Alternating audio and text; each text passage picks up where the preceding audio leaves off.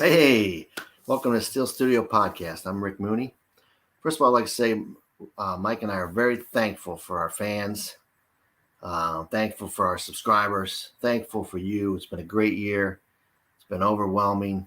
Met a lot of great people. And Mike just had a baby. So Charles Mooney, Charles was just born the other day, and he's 8 pounds, 7 ounces. So Mike will be spending a little time with his baby right now. So I'm a grandpa. So we got a new podcaster, and we will have him on the show eventually. Trust me. So this is the Steel Studio, and yes, the Steelers could be dangerous in the AFC. I believe that. I'll tell you what, that was a crazy game. It didn't start out the way we wanted, but it almost ended up the way we wanted.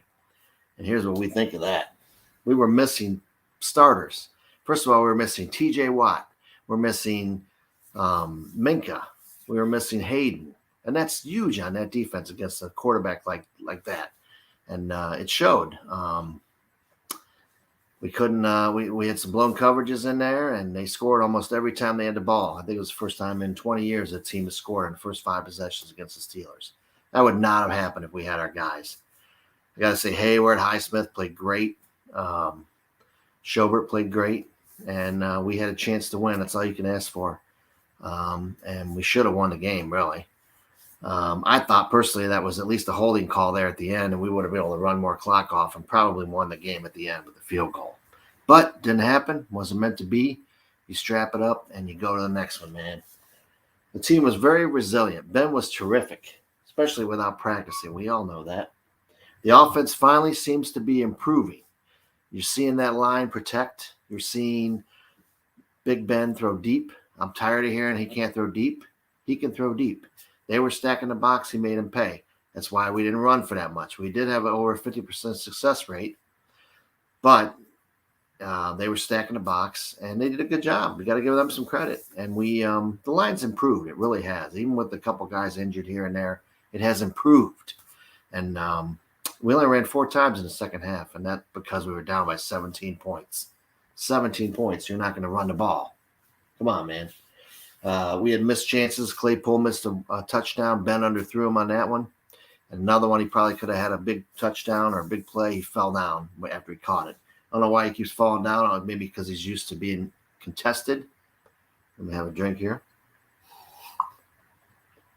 Used to being contested with his catches, and he was wide open. He's not used to that. If he would just stay on his feet, man, and they would work together a little bit more, I'm telling you, there is a weapon right there. Him and DJ could be the best receivers in the league. We do miss Juju, and we could get Juju back if we make the playoffs. We could get several of these guys back if we make the playoffs. I don't think people realize that. And look out, man. Like I said, Cam Hayward played amazing. He ran, when he ran down the quarterback there. And Herbert, he ran him down and saved a touchdown on that play. But they did give one up on the next play. But, Cam gives effort every play. If we had 11 Cams, we'd be undefeated right now. But you know what? Here's the thing. With Watt, here's a stat for you. With Watt, we are 5-1 when he's healthy. When Watt has missed part of a game or a whole game, we are 0-4-1. How about that? Watt's playing this week, as far as I know. Tomlin kind of act like he was, so we should be okay this week. But we'll get to that in our next video. Saw some good things from Taco Charlton. I thought he played well. He was in there on every sack. He was right there. He's learning his defense, and I think once he does, he'll be able to do a lot better getting to the passer. He's a better athlete overall than Melvin Ingram was, and he's younger. Melvin Ingram is a hell of a pass rusher, but I think Taco could be just as good by the end of the year, and he'll be our number 3. Cam Sutton played well. He had a huge interception there when Cam tipped it down there. He could have had 2 more, and it was bad luck that he didn't. The one the receiver tipped, and the other one the defensive lineman tipped. It would have went right in his hands. So this game could have went so many different ways so easily, man. It's so frustrating. But this team is not better than us, man. But they were on that night because we didn't have our studs. On special teams, Boswell continues to shine. How about Miles Killebrew? If you haven't done it, go on to NFL.com and vote for the Pro Bowl. Vote for your favorite Steelers, the ones that you think deserve to be in the Pro Bowl. And I think Killebrew is one that deserves to be in the Pro Bowl. Needs to be. He was part of 2 blocks this year, and that's unheard of. And that was a great free agent signing. You got to give Kevin Colbert credit for that one. And we said that when they signed him. He's a special teams demon. He's going to win us a couple games here. It's crazy to think, though, that when we did get the ball, we stopped them on 4th down, that we couldn't run the clock out. And that's when they knocked Najee out of the game with that cheap shot that should have been called. They had a lot of cheap shots. Don't forget this team.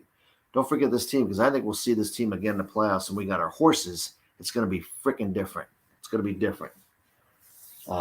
We only ran the ball 4 times in the second half. I said on that drive, I don't understand why we didn't run Snell or Balaj, at least on the first 2 plays, to run some clock. All we need is a first down there, man. It goes down below the 2-minute warning. Down, it's crazy. It's crazy. And those guys make $800,000 a year. They can't run the ball. They're not capable of running the ball a little bit in the game. No, they're not going to be Najee. But we should be able to run the ball against the 32nd ranked team in the league. That pissed me off. I don't understand that play calling. That's got to stop. And down by the goal line, we need to fix our play calling. And I think we will. Anyway, what I say is the O-line has improved. Ben is hitting his stride. People didn't count on this. They said Ben was done after last year's playoff game, which was total bullshit. He passed for 500 yards. Come on, man. He passed for 500 yards.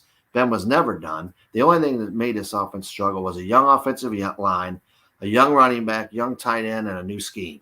It's all going to come together, and the defense is going to feed off the offense. And if we got our players, we're better than any of these other teams that aren't really that good, that are either struggling to win or losing. They're not that good. We can beat anybody if we have our guys. I say, look out, AFC. We're coming for you.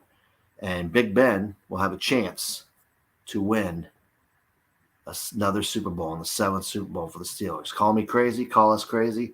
But if we can win these next 2 games, and we're in it, which we are right now, I truly believe this team could be a threat. That's all we got for this one. Congratulations to Mike. Please subscribe.